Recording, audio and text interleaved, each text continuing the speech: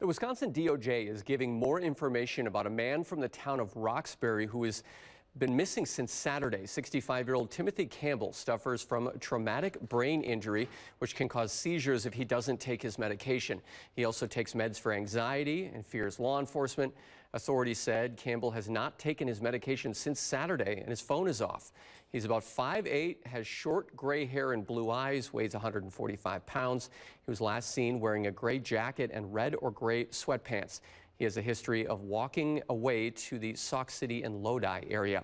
If you know anything about his whereabouts, contact the Dane County Communications Center at 608-575-2040.